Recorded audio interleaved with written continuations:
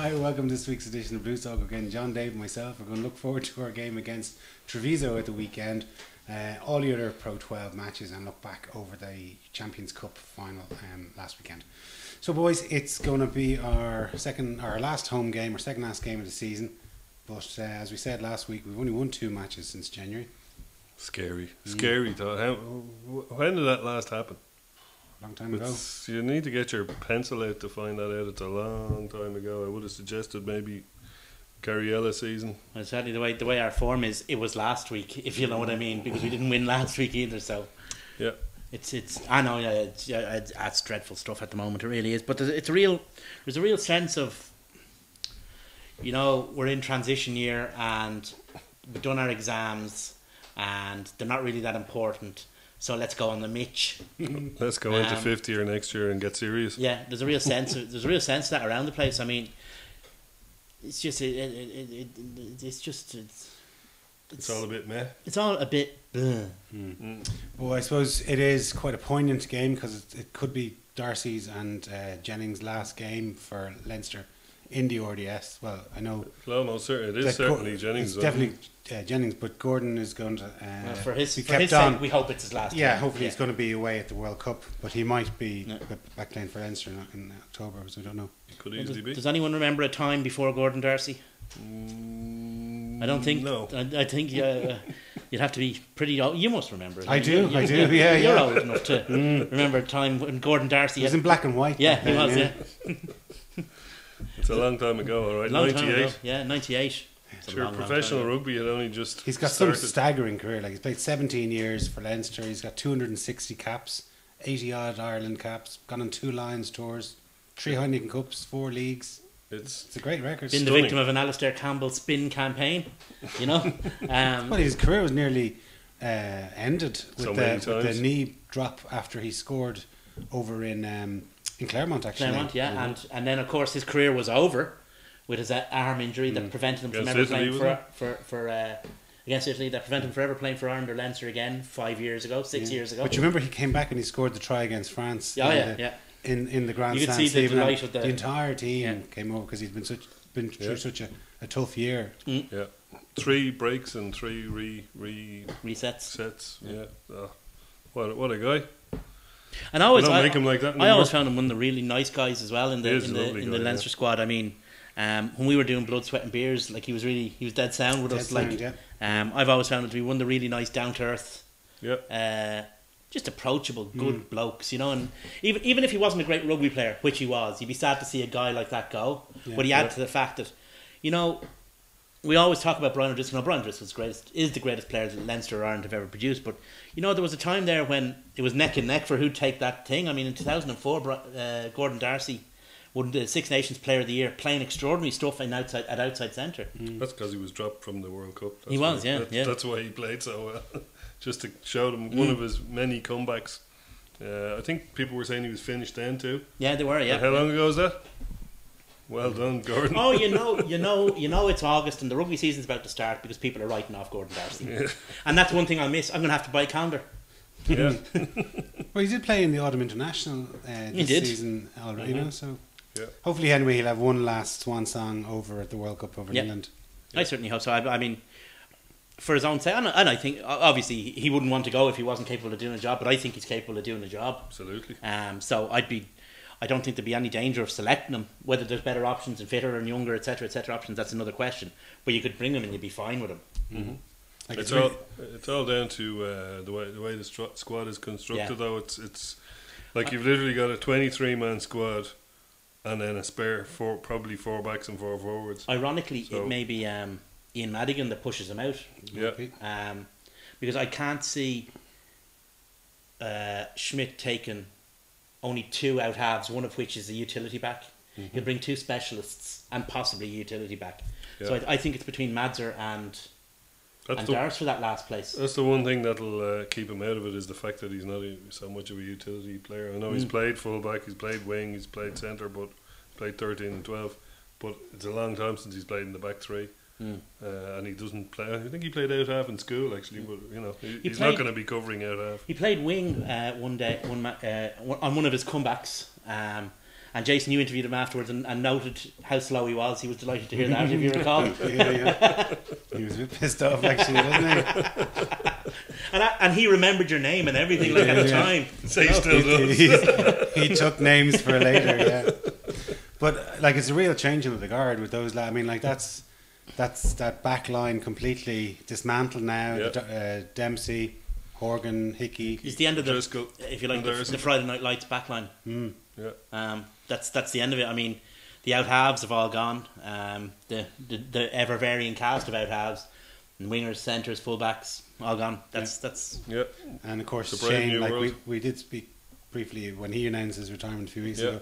He's gone as well. Like another. Heart and soul of the team type guy. Absolutely, Yeah. like, and you know, it's been so many times it's been accredited to himself and Cullen coming back from Leicester that they kind of.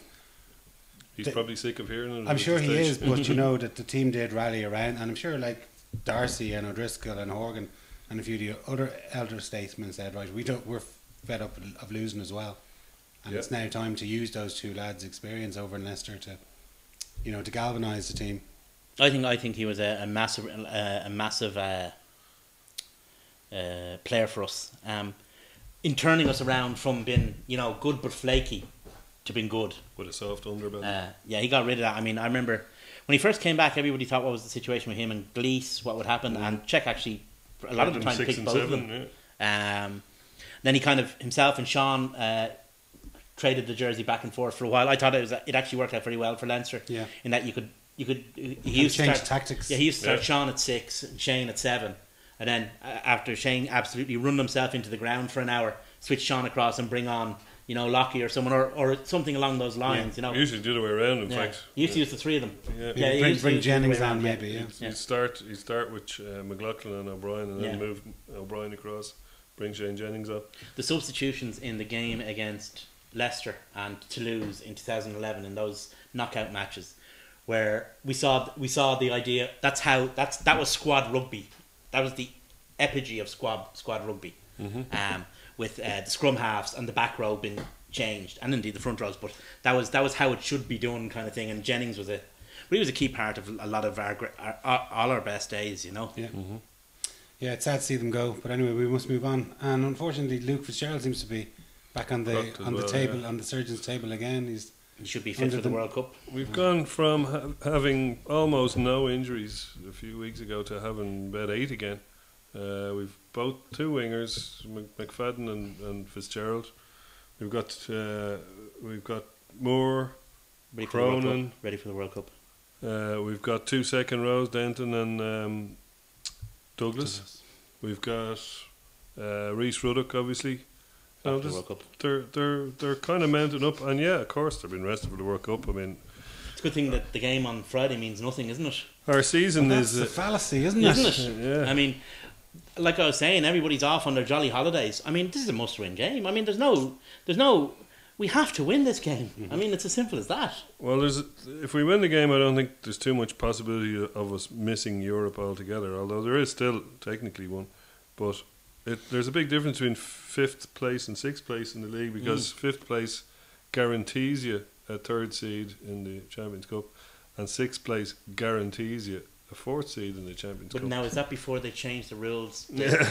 again? You know, because I mean, let's face it. All we know is that it guarantees that your club is somewhere within the bounds of the continent of Europe. Well, put it this way: if they draw them the same way as they did last year, which I have no reason to believe they won't, unless it benefits Saracens to do so, I have no reason to believe that it's going to be any different. So that's the way it breaks down. 5th guarantees you 3rd seed, 6th guarantees you 4th. At this point in time, Yeah, well, we are 4 points clear of Scarlets, and we have. Yeah. We have Treviso, so we really kind of do need to get that bonus point in this game. Treviso need to win this game. Treviso need a win Yeah, as well. They do. And they're engaged in their own little Italian civil war. with Zebre. Meritocracy, eh? Yeah, that's the delight of it. So it's hard. These are guys we could have done with, but you can understand why they've been. And we should have a deep enough squad to cope with it, even with Absolutely. You know, but it depends. I mean, there's Should talk, have had a deep enough squad to beat the Dragons twice. I know, yeah. But, We should have But had a there's- deep enough squad. there's to talk do- about, like, is Healy available? I don't know. Somebody said something on, and now admittedly he was only online, and there was little more to it than that. Mm. But you know, is he around? Is he fit? Is he been rested? I mean, it's hard to know. And of course, the thing is, there's feck all information coming out of Leinster Rugby these days anyway. So, Well, hopefully he is available. But you know, having said that, we still should be able to beat Treviso, whether he's available or not. yeah, but she should. Should. Should. Thesis and hypothesis are very different things, John. Coulda, shoulda, woulda. You're old enough to have done pre-Vatican II religion, so you should know. You should know the Thanks, difference Dave. between thesis and hypothesis. That makes me at least 70. Excellent. Not far off, in fairness. Thanks, boys. Well, Scarlets have a fixture against Cardiff. Mm. So, you know, you don't know whether Cardiff might do as if ever. They might roll over and have their bellies tickled. Who knows what's going to happen? Cardiff will lose. They're going to roll over and have their bellies tickled. You can pretty much guarantee it. They're just playing that way this year. They've they're lost not- their they're head no coach. It's hard to see them doing anything against anyone. Their all their big hopes were pinned on Jimmy Roberts coming home. Looks like he's going to And Queen's. he's going to now. Quins. So Yeah, well, we don't know. And I suppose one of the other interesting things I did read during the week was Sam Coughlin-Murray going off to Nottingham. Yeah. Like he's 23. He's only got a couple of caps for Leinster senior team. So he probably is taking the right option to go. Yeah, well, the word seems to be that you know, people would all tell you that Man O'Connor likes his big, strong backs, and that at 5'10" or whatever height he is, and you know, small and speedy, he's not of the mould of a Dara Fanning that is going to get selected for Leinster on current showing. But you know, whether that's true or not is another matter. But he hasn't got selected this year. I think he might have had an unused sub one time of the year, but that's about it. I mean, he got an extra. He was An extra year in the devastated academy, by injuries and got an extra year in the academy because of it. I think he had glandular fever or something, or something anyway. something nasty. So it's hard to know. I mean, the thing is, however much we see the senior squad, we very rarely see the academy players. True. Hopefully that'll change. So, well, I know, but in the normal run of things, you wouldn't normally see them. So it's very hard to assess what the coaches know, you know, about them. We might have no particular information that they don't. Well, anybody who wants to see them, go to Lansdowne Road at 1 o'clock on Saturday, when quite a lot of them will be playing for Lansdowne against Clontarf, and there'll be probably a few more playing for Clontarf. Against Lansdowne. Against Lansdowne, of all places. So, yeah, it's sad to see him go, but at the same time, he could end up, you know, it could be the place for him, the championship, and he could make a name for himself, you know, and end up back some stage, you know. Here's to it. At least he's going to get a crack at professional rugby and, you know, see where he goes from The there. home of Simon Hodgkinson, if you're for like those of a certain vintage. Nottingham was a big club, very strong English club, and like a lot of guys from Ireland, you know, that didn't quite make it at the provincial level in Ireland, have gone over there and have great careers. Like I remember Brendan Burke, who would have played for Leinster in the early noughties, and he great career over in Bedford. You know, he was. There a long time. There a long time, and I'm sure, you know, made a good career for himself. And there's lots of other fellas over there in playing in the championship over in England, and with an opportunity to get promoted. Yeah, Maybe ring fenced. Yeah, well, it will be as soon as they get Bristol up into that top division, they'll ring fence it. Yeah. Well, there was a massive exodus over to Bristol there a couple of seasons ago. Yeah, it didn't quite work out for them. No, they missed the playoffs. Yeah. After they won the league by about 40 points. Bristol are the team that the rest of the PRL want in the Premiership, and then they'll shut the trapdoor. They want to do it that way rather than just bringing them up and throwing everyone else out. They want to do it legitimately. But sure, aren't they? They're very busy at the moment, quashing investigations into salary caps. Salary cap, yeah, that's quite an interesting one. Yeah, so they've set it off until after the World Cup, allegedly. And that's a very bad idea. So it means that nobody's going to get deducted points.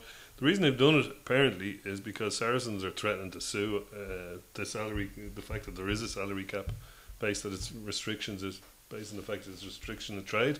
So I think that the PRL are just too scared of what might happen this close to the World Cup. Leaving it until after the World Cup, though, might be a tactical error, because after the World Cup, the RFU doesn't need to be nice to the clubs. Well, we'll see there. It doesn't be an need, interesting. It doesn't need peace. Buy a bag of popcorn and sit back for that one. Well, I'll do it. I'll sit back on our 20 million big bag of money. Yeah, we'll get to that loot in a while. So the 4 other teams that have basically qualified for the playoffs all play each other. Ospreys play Glasgow and Ulster play Munster. it's a really interesting and exciting end to the season for the top 4. Unfortunately, it doesn't include us. But it might be a case of phony war in these 2 games. Because they know they're going to come across one another sooner or later, depending on the draw. So they might decide to keep Ulster, various powders dry. Ulster-Munster, the winner of that probably is going to get the home semi-final. It's hard to say because, well, if Ulster win it, they'll be going to Glasgow to challenge Glasgow for it. I think Ulster will have to win them both, but it's interesting that the Ospreys and Munster are the 2 that don't have like Glasgow and Ulster have to obviously play each other, and Glasgow then have to play Ospreys, and Ulster have to play Munster this week. So, in other words, Glasgow and Ulster have got hard games both weeks, whereas in the last weekend Ospreys have to go to Connacht, which it's not an easy game by any, as we found out ourselves. But they do have a lot of injuries. Plus, it's the last game. Ospreys will be throwing everything at it. But the other side of that is, and Munster are at home to the Dragons, which, unless you're Leinster, is a pretty easy game, you know. For Ulster, going to Glasgow isn't quite as away a match as it is for the rest of us. Yeah. Because Ulster, through various social media, have been getting their fans to buy as many tickets as possible. Because there's a lot of Ulster people over in Glasgow. Going to college, College in Edinburgh or Glasgow, and the game is selling like hotcakes. So it is. I mean, there's only a handful of tickets left, and it's 2 weeks out, kind of thing. So it's not a very big stadium, though, is it? No, it's not. No. So yeah. Well, they might have it in expanded configuration. I think they have the 7s on around now, don't they? Yeah. Because I mean, the visit to Ulster is a big game. There's a lot, as we said, a lot of Ulster people in Glasgow. Yeah.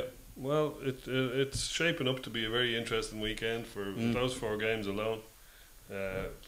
Make for a very interesting setup for the last weekend.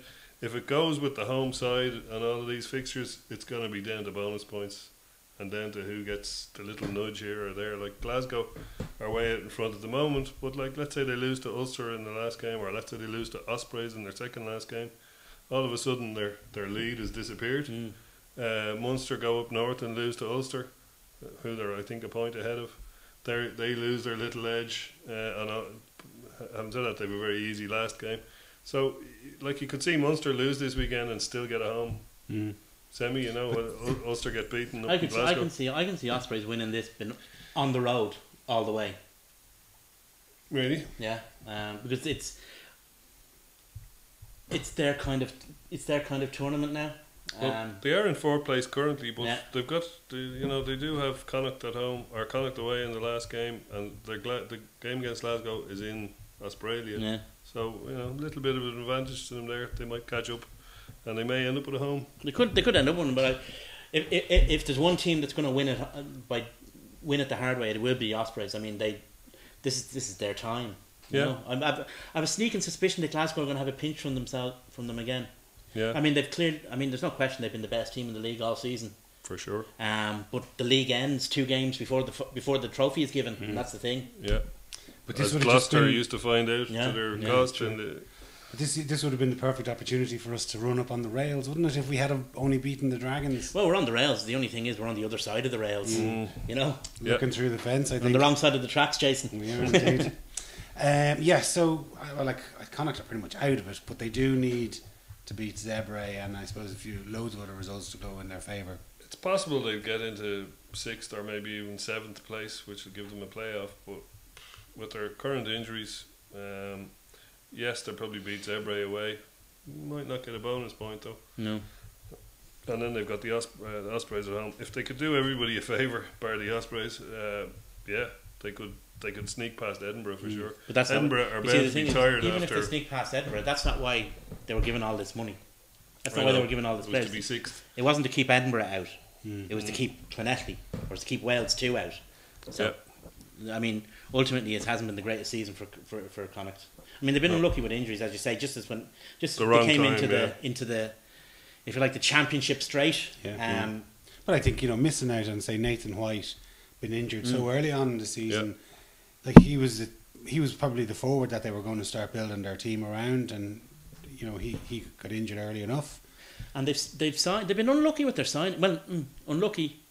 The results of their signings have not been fortunate for them in terms of. I mean, the last two big signings they made in terms of the splash they made, Clark and Muliaina have had little or no effect. Well, I think Clark did initially. Then he got but he was unfortunate. Yeah, long-term effect Muliaina none. and Muliaina no. Bundyaki got injured, so he was kind of out for. Well, I'm leaving him to one side because he's a long-term prospect. He's there for the long run. We'll get to that subject as well, I'm sure, later. But he's there for the long run. Whereas, I mean, Clark, it just didn't work out for him because of the concussions, and Muliaina didn't work out for him because of various different things, some off and some on the pitch. So it has been unfortunate. Their signings haven't worked out. From Jake Heenan's been successful. Was it McCarthy? Tom. I think he's been a good He's player a solid when he player. gets on the pitch. He's yeah, very he's solid. So I mean, it's been a mixed bag for Connacht of a season, but ultimately they haven't done what they're supposed to do. Yeah, but I suppose maybe it might be just a bit too soon to say, well, you know, it's like these projects take a period of time to. Oh yeah. And to sort of expect it in the first year or the second year was maybe it's The first year was going to be when Wales were at their weakest, though. Yeah. possibly, but maybe it's a 3 or 5 year plan rather than just trying to expect instant success. I don't think they want Connacht to be successful. They tooled Connacht up to punish Wales. They did, but like at the it was a vindictive thing. but at the end of the day, the province's modus operandum is to exist to produce Irish qualified players for the national team, and they've done that in Henshaw. Where he's come through to the national team, and that's the most. So he needs to be playing in a reasonably successful team week in, week out, and that's what's happened with him at the start. The problem is that now next year he doesn't get any European rugby. Yeah, that's Yeah, and you can see him then when he comes to the end of his contract. Either he wants to move elsewhere within Europe, or the IRFU encouraging him to go to Leinster, Munster, or Ulster. I remember when we played Bath in the RDS, if you remember, or not in the RDS, in Lansdowne Road. And I was at the match, but I taped it, and they had Clive Woodward was one of the pundits. I don't know if you remember that. And he was talking about the European Cup and how important it was. And he was saying, look, he was England coach at the time, and he's saying, look, it's a problem for me that Johnny Wilkinson isn't playing Heineken Cup rugby. Yeah. Because it is a level between league rugby and international rugby. So my out half, the guy my team is built around, has to make this big jump. Bloody Newcastle. So it is a problem, but I'm sure Joe can make, or David Nusafora, that's his job, it's his headache now. Yeah. Yeah, well, Johnny's future team after he left Newcastle won the Champions Cup. Did it? I noticed that. They've won 3 from 3 with all that money that's been splashed around in them, but still, I still don't get the impression that people have taken them to their heart and say, well, they're an amazing team, regardless of whether it was a bought team or not. But they just don't play sexy superstar rugby. Well, the thing is, they're. Just a great analogy this weekend.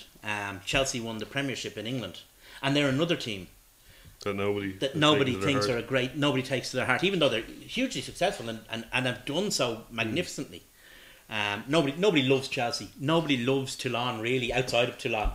Well, I think and the only because we say that they are actually a great team. I mean, they've won 3 Heineken Cups back to back.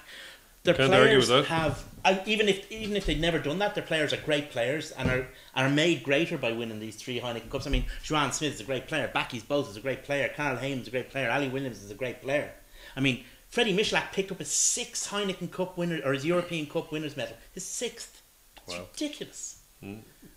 Can't be too many of those. No, he is most of them. The only team I think that people would be supporting Toulon against would be the team they beat in the final last year, Saracens, who for whatever reason are on everybody's hate list. Yeah. People are kind of a bit. They respect Toulon a little bit. They're not. Obviously we were all up for Claremont, and we all wanted to see Claremont break their the difference is, I think the difference isn't the team, it's the club. Toulon, whatever you say about the team, aren't a plastic club. That's a real club. Yeah. You'd have to have that question about Saracens because, even though it's one of the oldest clubs in England, there is still a feel of there's a certain it's if it was a seat it would be made out of Naga hide. But if you think back to over the 20 years, whatever it is, since they introduced the Heineken Cup, and the great teams that have kind of had set up little dynasties in those years, Leicester initially, then Toulouse, Munster, Wasps, Leinster, like they played a certain, like each club played their own brand of rugby, and you had to admire them. But I just can't I just can't fall in love with the way Toulon play rugby. Well, see, it's in a way it's kind of hard because 2 of those finals have been against a team that you don't go out to beat, you just go out and not lose to, and then you'll win, if you know what I mean. Because Clermont will always do something stupid, and again they did on Saturday. So when you're playing in 2 of those finals, they didn't have to win them; they just had to not lose them. They won against Saracens. I think we were all happy that they beat Saracens. Yeah. But it's hard when you're playing. I mean, Clermont again. Kick the ball dead. I know. The clock is in the red. That lost them the game. That lost them the game. As somebody said, When it's in the red, the other kick day, it dead. As somebody said to me the other day, if they'd only cut their restarts, they would have probably won the game. Because it's literally, that's where they, the Clermont or Toulon did a couple of their scores from restarts, which, Or if they could tackle Drew Mitchell. that's another thing. Yeah, what, 6 players was it that he ran through? Or if they couldn't do stupid cross. I mean, people were complaining about Jimmy Goppert's cross kicks against Toulon. I mean, what was your man doing? I mean, and I thought actually, funny enough, when the news came down that Brock James wasn't going to be available, I thought actually They might win this. They might have a chance there because he's been the flake in chief, but I don't know. I mean, Clermont And Freddie Mitchell was on the other side. and yeah. I mean, Clermont have. God knows what they have to do to win. God only knows. Was that they've won 3 finals out of 18 or something mad statistic? Yeah. Yeah. And 2 of those were Yves de Manoir. No, they won a Bouclier. They won a Challenge Cup. That's didn't right, yeah, 05. And they won or the 06. Yves de Manoir or whatever it was called, the old trophy in France. They won that. Back in 1900 Splash. Yeah. The old cup competition, not the. So I mean, they've an astonishingly bad record in finals. They really have. They do. Well, I see. And the thing is, I mean, you look at their players. Fofana played some very good rugby. He showed some Cracking gas player. when he scored that. The winger, what was that winger's name? Jason. I don't know. Let John deal with that one. Brian Habana. Nick Taffy. I thought he played well. Nick your Toffee. Yeah, Nick Taffy. I thought he played well. Nalanga, who's going to Toulon next year. Yeah. Interestingly. I mean, some of the Toulon players played well, or Clermont players played well, but they just do stupid things. I mean, obviously, Abendon on he did a 0-sum game. He gave away 7. He scored 7. Yeah. But he gave away the wrong 7. And he got the European Player of the Year. Yeah. All the Toulon players voted for him, and Ian Madigan in 2nd place. Oh, that's harsh. It is hard. But I mean, it's just that Clermont will always find new and I mean, you wouldn't think of an English rugby player being a bit flaky, but they managed to find one. Clermont will always find a new and novel way to lose a trophy. And he looked like he was reborn over there. Like He's playing been so brilliant. well. He has been brilliant over there. He's been the player of the. I wouldn't be surprised if he doesn't win the top 14 player of the year as well. He's been superb, absolutely superb. But I don't know, kick the fucking ball dead. Jeez. When I saw that, I just said, "That's it." You know it. You just knew it. I mean, didn't even. I watched the second half, but I didn't need to watch it really. I knew what was going to happen. Well, I can see you're getting wound up. But one other fella getting wound up was Axel Foley over Toulon's persistent attempts to try and tease or prize Paul O'Connell away from Munster. I think the media have read a bit too much into the situation. I think Foley's having as much of a joke about it as I think he's getting a bit pissed off actually. Bougelel was asked because I you were mentioning it earlier, so I looked up. Bougelel was asked earlier about so are you who are you signing? Are you signing Paul O'Connell? Are you signing Dwayne Vermeulen? And he said one of them will be here next year, right? But you see, the thing is, under Vermeulen is still contracted to South African Rugby Union, so he can't say he's coming. So that's all he can say. Yeah, and that's all he said. So everybody's kind of making hay out of shite. But Foley's coming out and saying, "Would you leave us alone? He's contracted. It's tantamount to tapping up. Like he's adding more oil to the flames." Bougelel never mentioned Paul O'Connell. Yeah, that's except true. that one of 2 of them would be there. Yeah, but sure, that's all he could say. He couldn't, what else could he say? He didn't mention Paul O'Connell. He couldn't say, we're not signing Paul O'Connell, because that would have been saying we're signing the other guy. I mean, they do have rules in France about, when you can announce signings. That's true, actually. Yeah. And they take them quite seriously. They deduct points if you break those rules and everything. Yeah. Even Toulon. Well, officially there was 56,000 at the final. Yeah. You doubt there was? No, I mean, I have no problem with the system that's used and its tickets sold. There were 56,000 tickets sold for the final. I don't think everyone was there. I'd say they did well. I'd say they got about 50,000 there. Mm-hmm. But it was a lot more than the 30,000 that was initially predicted. That's true. yeah. Well, I always thought there was going to be high 40s. Mm. But they did okay. Well, they gave away a lot of tickets. Let's face it. Anybody who's getting a Premiership final ticket could get one of those For free, yeah. For free. And there was a loop over a couple of days where because all you had to do was get them for free. anyone could get them for free. So, if you're a rugby fan and you live in London, why wouldn't you? Tony Templar wasn't playing. That's why. But None of the Sarries fans were there. I suppose, like the final, what just probably added the cherry on the cake was when they gave the trophy out and then the fireworks went off and the blue and gold yellow streamers. Yeah, they came the wrong. down, like, They had the wrong streamers in the cannon. I mean, it's just Classic. what can go wrong will go wrong. it's Keystone Cops running the tournament. It really is. I mean, It hasn't been a vintage year. Now, in fairness, these lads who are running it, well, okay, a lot of the ERC staff were used, but the people making the decisions it's are totally there different for the event first year. So, yeah, you have to give them a little bit of a pass. But No, we don't. From No, our we don't. point of No, view- sorry, no, we don't. We don't have to give them a little bit of a pass because we've had ultimately the same tournament for the last 20 years, right? And they Yeah. didn't do shit like this. That's Certainly true. haven't done anything like this since 2003 in terms of attendance. And they never loaded the wrong streamers into the cannon. I mean, it's really fucking basic stuff. Right? So no, and because they told us about how they were going to be much better at running the tournament, how they were going to be much better at commercially exploiting the tournament. By the way, how many sponsors did they get in the end? the same one as last Yeah, time exactly. for less money. It was going to be much better marketed and much better pushed in the media and social media. It was going to be a big tournament, right? And it wasn't, right? They said they were going to do A, B, and C, and they ended up doing X, Y, and shite. Well, I was just setting that one up for A rant. people on our side of the divide are not going to be giving them a pass, are not going to be giving them any kudos for the way they kind of mismanaged the tournament this year. When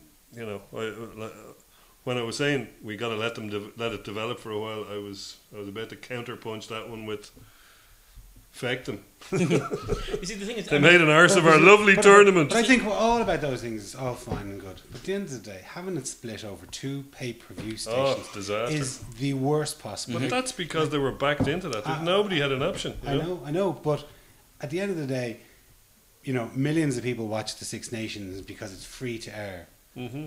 I know that the IRFU probably want the Six Nations to go to pay-per-view because they're going to make a lot more dosh from it. But at the end of the day, you've got 1 million people on over the course of a 6-week tournament, each weekend watching Six Nations.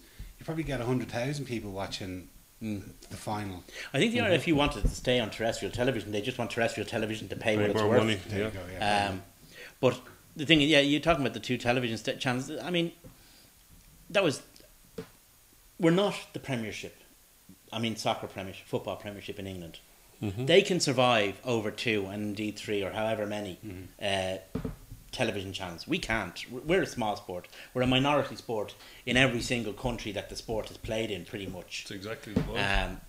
Having it over 2 channels is, and you look at the one country where maybe the sport isn't a minority sport is the one country where, in socio-economic terms, people literally can't have 2. I mean, we've tried to find pubs sometimes in Wales with Sky or with BT Sport to watch matches. I found it quite difficult because the pubs themselves don't generate enough turnover to cover the cost of a Sky subscription for a pub. So, I mean, it's very, very difficult. And the other side of that is, I wonder how the English clubs will react, because eventually the day will come when the checks have to go out, and we've been promised 20 mil. our Bony up, lads. Bony our up. Celtic pot, and you wonder how much above that they actually generated, because the TV deals have been Did they kept generate quite, that much? yeah, the TV deals have been kept quite quiet in terms of how much they've got. They didn't get the sponsorship. That final will have cost them a fortune, because they still had to police it and they still had to staff it for 80-odd thousand people, even if 5/8 of that turned up. You know, so it's going to be very, very difficult to see how much money that the English clubs are going to make out of it. And all the English club owners are concerned about is money. That's all they care about. They don't care about the game. They don't care about the sport. They don't care about European competition. They don't even care about the Premiership. All they care about is money. Well, was I the only one that saw the last Pro 12 team in Europe on Friday night? No, I watched it as well. Yeah. That wasn't a bad match. They really threw it away, though. Yeah. Gloucester, despite their sin biddings, you know, they were on top the whole time. You couldn't really begrudge them the title. They not just sin biddings. Yeah, there was a few. There was a red card, wasn't there? Yeah. There was a few dodgy ones there. All right. Red card, I would have said was a little bit. It was soft. Little bit on the harsh side. Yeah. It wasn't red card. They gave Edinburgh, the ref gave Edinburgh every chance to win that game. Yeah. But they didn't take it, and you know, Gloucester deservedly won it, which puts them in the playoff. Against, because they're 9th in their league, but they're still going to be in the playoff for Europe next year because they won the Challenge Cup. What I didn't realise was that it only applies to the English teams. So if Edinburgh had won it, it wouldn't have put them necessarily in the melting pot. So you know, it'll be Connacht or Edinburgh, you would imagine, playing Gloucester. Yeah. Both of whom have played them in the in the last few weeks. And do we know when that game will be? I presume that game is going to be at When the was it same last time. year? Well, it has to be at the same time as the league playoffs because the teams, by definition, are not in the league playoffs. Yeah. So it has to be that weekend, those weekends. So it'll be either the 20-something to May or the 20 other something to May. It'll be Might the be 29th or the lending a 22nd. load of players to Connacht. Yeah. I think they might be cup tied there. Or Healy, whatever. Strauss, Ross, O'Connell, Toner, Murray. Yeah, that'll be interesting, all right. But it looks like it'll probably be Edinburgh in there again. Yeah. Unless they're cream crackered from their exertions and they fall over against there us. There was an element that they did put a lot of eggs into that basket. I mean, they were unfortunate, but Gloucester were a better team. I thought that guy Johnny May, he's quite the mercurial. He's a great with the ball in hand. Yeah. He really is. He's excellent. He can be electric, but he can also. I mean, he'd be what Johnny Giles would call a brainless winger. Yeah. He can be absolutely electric, but he can run into an awful lot of blind alleys. I mean, you wouldn't be surprised if he got himself all turned around and ran down the tunnel by mistake one day. You know, that kind of a way. He doesn't look the brightest. No, but when he does it right, as he'd be dining out on that try against New Zealand for years to come. He'd be telling his grandchildren about that. They hold up, go left, go right, stop. Forrest Gump. So, you were mentioning earlier on, Dave, that there was a World Rugby had sort of floated a kite. On player. Brett Gosper, the CEO of World Rugby, IRB as was. World Rugby is I don't like that as a name, but anyway. It's hard to get used to. It's very hard to capitalise your voice, so you don't know if you're talking about World Rugby or World Rugby. Or having the World Rugby body named after the Irish Republican Brotherhood is not really very good either, you know. It used to confuse the shit out of me. Brett Gosper, CEO of the Fenians. Yeah, exactly, you know. No, yeah. So World Rugby, Brett Gosper actually kind of floated a boat to see what people would think about. I think this is why he was doing it anyway. The idea of changing the requirements around residency rules, etc., etc. And my thinking would be that's fine for the executive to think about it. I can't see the rugby board itself passing it. Well, I can't see the tier 1 nations pretty much control the IRB. They've 16 out of the 26 votes, and I don't see them voting for it at all because turkeys don't vote for Christmas. True, yeah. Nearly all of those nations are benefiting on the player recruitment. Like France are really getting in there early and getting Fijians and all trained up. We're doing it ourselves. England are doing it. New Zealand have always done it. You know, people want it moved to 5 years instead of 3. And I heard it expressed, whether it was Brent Gosper that said it, that it's not correct for people to be able to change sides in the World Cup cycle. Okay. Didn't they just bring in a regulation to allow people to change sides during a World Cup cycle? Yeah, via sevens. Yeah. So I don't know how, should you make it 4 years? Should you make it 5 years? It's going to run and run, I'd say. But nothing's going to happen this side of the World Cup for obvious Nothing's going to reasons. happen the other side of the World Cup either, because I mean, Possibly not. it's in nobody's benefit. What they might do, what might be worthwhile doing, is stopping what the French are at, stopping this whole overseas academy thing. But I think that's more to do with actually not so much qualifying players as getting players into France, rather than actually so they can become qualified. But they might have to clap down. But I mean, I can't think of a single country that hasn't benefited from it to a greater or lesser degree. I just literally can't think of one. Not a whole lot of them in South Africa, is there? Probably Zimbabweans. Teichmann, Yeah, Zimbabwean. Mujati, Mutarira. Yeah, okay. Adrian Garvey. I take it all back.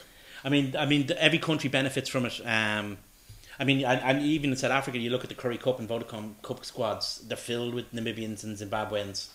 Well, not filled, but there's a lot in there, and I think Namibia actually take part in the Curry Cup in the lower divisions. Obviously, everybody knows about South Africa. People were saying New Zealand, but like you look at George Greig and David Pocock, and there's other guys as well. I mean, Issa Nassi were qualified for Australia. Just as an aside, yeah. Ben Teo could have played rugby league for Australia. I'm sure he was there. He was there 3 years. So he played for Tonga, I think, didn't he? Played rugby league for Tonga. Did he? Did you? Yeah. Well, he didn't. He didn't because he played in the state of origin, and you have to be Australian qualified to play in the state of origin. Okay. Yeah. I'll look it up later. You have to be available to play for Australia to play in the state of origin. So, turkeys aren't going to vote for Christmas. I mean, even people like Argentina might be in a situation now where they're the big dog on their continent. Yeah. They'd be looking around at Uruguay, Brazil, where they play rugby as well. They might be thinking, now I can't. The day a Uruguayan runs out in an Argentinian jersey, I think, is the day that we've entered bizarro world. But you never know. You never know. Money is a funny thing. Yeah. Well, Kieran Bracken lined out for England, and I'll tell you, we have a beautiful, loving relationship with the English compared to the Uruguayans and the Argentinians. I think they may still be at war, technically. Anybody watch the Premiership Principality Premiership final? Funnily enough, the Millennium Stadium. Funnily enough, I was combing my beard and I missed it. Well, the two teams who used to make up the Celtic Warriors played each other, and for the first time in a long time, Pontypridd didn't win. did you talk to your wife at all over the weekend? Tried not to. Would you believe I actually only watched a few minutes of it on the way out tonight? I watched the last 10 minutes of it.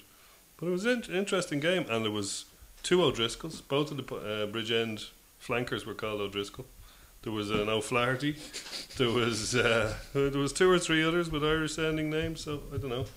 Maybe somebody's up to something, normally all Williamses and Jones. Things more to do with Irish people going over to Wales in the 50s looking for work in the mines. Maybe. Or the factories, indeed, around Cardiff. Anyway. But, yeah, I mean, that used to be the biggest game on mainland Britain, as it were. That Swallow Cup final, it was a huge game. Yeah. It isn't now. It's a pity. It's a big game within that competition, but I think what was the crowd like? It was in the Millennium Stadium. Noisy and drunk. And it was, they were very parochial. They were quite noisy, but there wasn't that many. They were all in the lower bowl. So there was a reasonable crowd. There's probably more than we'll see for Lansdowne and Clontarf in Lansdowne Road. Yeah, I think so, yeah. Who knows? But that's the same level it's at now. Yeah. It's a semi-professional league that's below the regional rugby, or in our case, provincial rugby. And, Yeah, not amateur. No, I think it's semi-pro. There's declared there's declared professionals and all this. It's very strict now about its professionalism, but I mean the guys in the academy players are playing it. They're professional rugby players. Mm-hmm. They might not get much, yeah, but they do get money. Yeah. But maybe the clubs I don't think the clubs can pay them. Yeah, there's some kind of you're right. There and it was brought in 2 years ago. There's a point system or something. Like I'm not an expert on it. I mean, my club doesn't play in the AIL, so I pay little or no attention to it. Well, neither mine or the wife's. if you want to see the showcase event of club rugby in Ireland, it's only a tenner. Cup final. It's only a tenner, and it's on in Lansdowne Road on Saturday. Communions. Don't make your communion. go to the rugby. It's much better. It'll save your soul far more than any communion. Believe me. And just in case anyone's watching from who wants to charge us with blasphemy, which is a crime in Ireland, we just like to. John doesn't speak for myself or Jason. We don't want to go to prison. We don't want to be anyone's bitches. Well, anyway, thanks very much again, boys, and thanks very much for watching. Cheers.